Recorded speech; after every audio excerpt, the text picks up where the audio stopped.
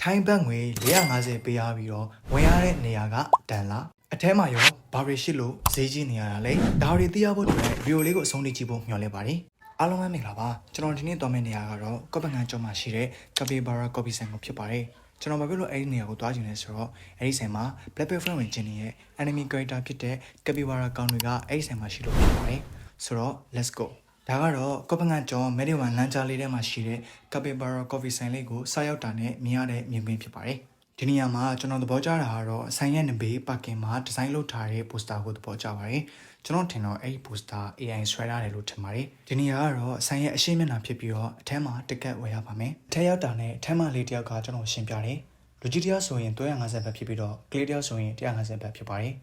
ဒီနေရာမှာဝင်ကြီးက350ဆိုပေမဲ့တောက်ဆရာတကူကတော့မဖြစ်မနေဝယ်ပေးရပါတယ်တကယ်လို့တောက်ဆရာမွေးခြင်းဘူးဆိုရင်တော့ကက်ပီဘာရာအတွက်စနက်ဝယ်ပေးရပါမယ်ကျွန်တော်ကတော့ဘာမှမစားရသေးပေမဲ့အကောင့်တွေကိုအရင်ကျွေးမယ်ဆိုပြီးတက်ကက်နဲ့စနက်ကိုရွေးလိုက်ပါတယ်။ပတ်စံရှင်းပြီဆိုတော့အထဲဝင်ပါမယ်။ကျွန်တော်အထဲကိုဆက်စားရောက်တာနဲ့ wow ဝိုးအဲ့လို feeling တော့မခံစားရပါမယ်။ကျွန်တော်ပေးခဲ့ရတဲ့ဈေးနဲ့တောင်တော့ချိန်ကြာလေးကျွန်တော်နေခဲ့ပါတယ်။ဆိုင်ကအရန်ကြီးတော့မကျင်ဘူး။အရန်ကြီးလည်းမကျင်ဘူး။အဲ့ဒီထဲမှာဘာကောင်တွေရှိလဲဆိုတော့ Capybara လေဘယ်မရှိတဲ့သူတွေအတွက်ဘယ်တွေပါရှိပါတယ်။နောက်တစ်ကောင်ကတော့ကျွန်တော်လည်းမသိပါဘူး။တိတဲ့သူများရှိရင် comment မှာရေးခဲ့ပေးပါနောက်ထပ်အထဲမှာရှိတဲ့နေရာကတော့ Capybara တွေကစားတဲ့နေရာဖြစ်ပြီးတော့နောက်ထပ်တစ်ကောင်ကတော့ပိုးလေးတွေဖြစ်ပါတယ်ဒါကတော့ဒီနေရာမှာရှိတဲ့ Drake ဆန်တွေအကောင်ဖြစ်ပါတယ်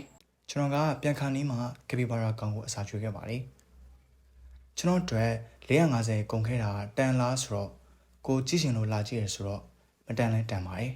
မိတ်ဆွေတို့ရောဒီနေရာကိုတန်တယ်လို့ထင်တာမတန်ဘူးလို့ထင်တာ comment မှာရေးခဲ့လို့ရပါတယ်ဗီဒီယိုလေးကိုဆုံးထိကြည့်ပေးတဲ့အတွက်ကြောင့်ကျေးဇူးများကြီးတင်ပါတယ်မိတ်ဆွေက Facebook ကဆိုရင် like and follow လေးလုပ်ပေးခဲ့ပြီးတော့ YouTube ကဆိုရင်တော့ like and subscribe လေးလုပ်ပေးခဲ့ဖို့ကျွန်တော်တောင်းဆိုပါတယ်အားလုံးကိုကျေးဇူးများကြီးတင်ပါတယ် bye bye see you the next video